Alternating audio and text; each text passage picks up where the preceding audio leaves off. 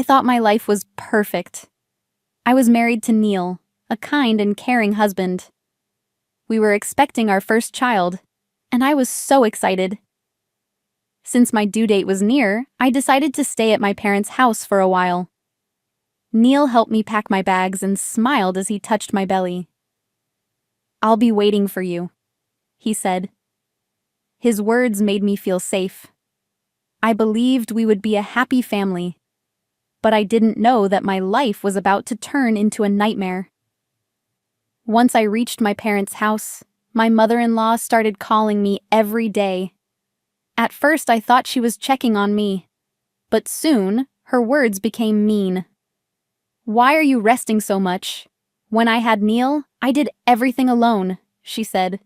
She made fun of my weight, my eating habits, and even my decision to stay with my parents. I told Neil about it, hoping he would stop her. But he just sighed and said, "She doesn't mean any harm." I started feeling alone. After long, painful hours, I gave birth to our baby. I held my child, crying with happiness. But Neil wasn't there. He had told me he had an important business trip and couldn't come. "I'll see the baby soon," he promised.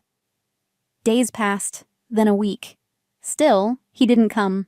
I sent messages and called him, but he ignored me. My heart ached.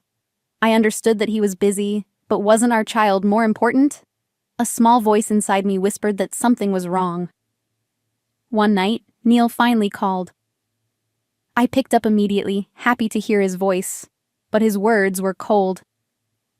"Just register the baby's birth," he said. "I don't have time." My hands trembled. "Aren't you coming to see our child?" I asked. He sighed. "I saw the pictures. That's enough." I felt like my heart had dropped into a deep hole. This wasn't the same man who had promised to be with me. Something had changed, and I needed to know why. A few days later, my phone rang again. It was Neil.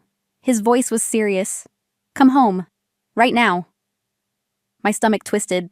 "Why? What happened?" He didn't explain. "Just come." Fear crept into my heart. Was something wrong with our house? Was he okay? I quickly got dressed and left my baby with my mother. As I drove, my mind raced with thoughts. I had no idea what was waiting for me. I stepped into our home and froze. My mother-in-law was sitting on the couch drinking tea.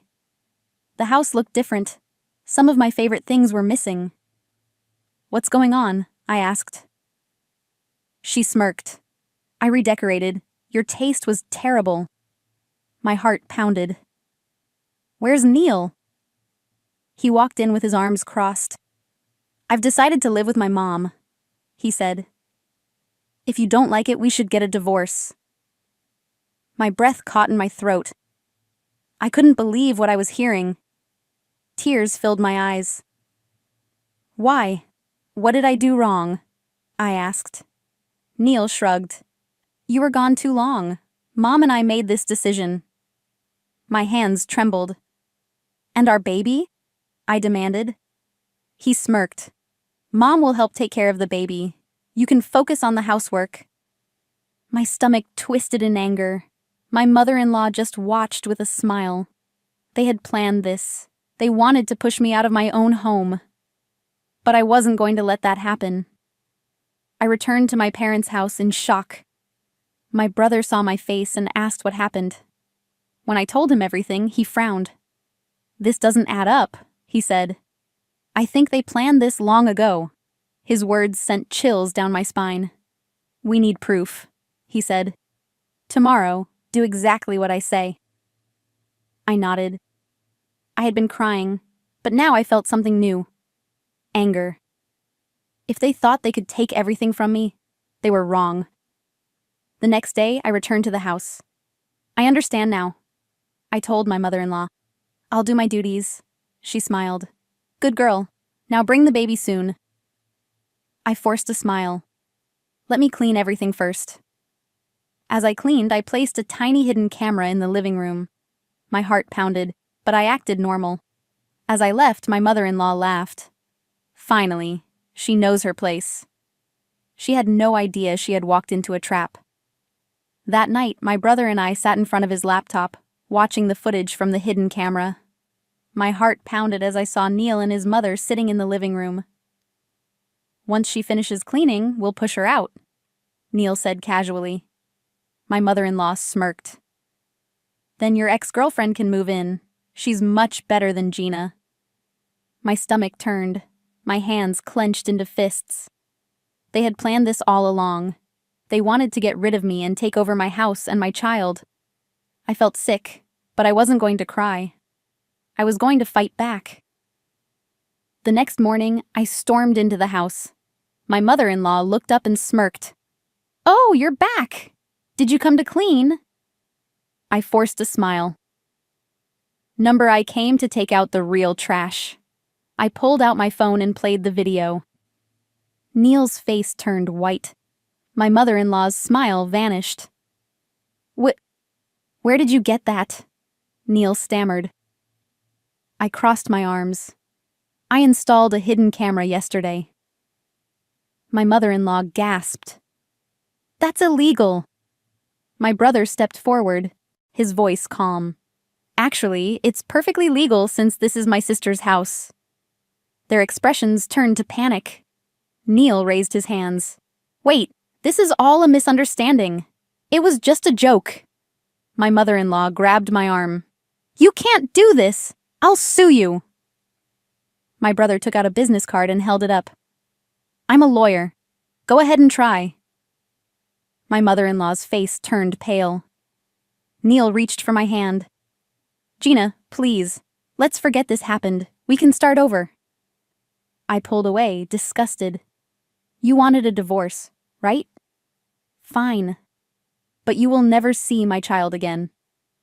Neil's face crumpled. He had lost, and he knew it. The divorce was settled quickly. Neil tried to fight for our house, but the court ruled in my favor.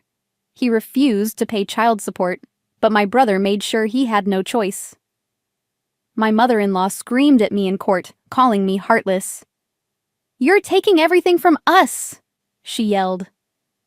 I turned to her, my voice steady. "You tried to take everything from me first." She had no response. I walked away, feeling lighter than I had in months. I was finally free. Life after the divorce wasn't easy, but it was peaceful. I focused on raising my child, surrounded by the love of my family. My brother stood by me, always watching out for me. "Next time, I'll help you find someone better," he joked. I laughed, but deep down, I wasn't sure if I could trust anyone again. The pain of betrayal was still fresh, but at least now I had control over my life, and that was enough. Years passed, and I started to heal. One day, I ran into an old classmate from middle school. He was a kind man, a nurse, always helping others. We started talking, then meeting up. Slowly, something changed. He didn't rush me, didn't push. He just listened, cared. For the first time in years, I felt safe. We started dating. It took time, but I let myself believe in love again. Looking back, I realized Neil's betrayal was a blessing. It led me to a better life, to true happiness. My child grew up in a home filled with love, not manipulation. One night, as I held my baby close, I whispered, "We're safe now." And for the first time in a long time, I truly believed it.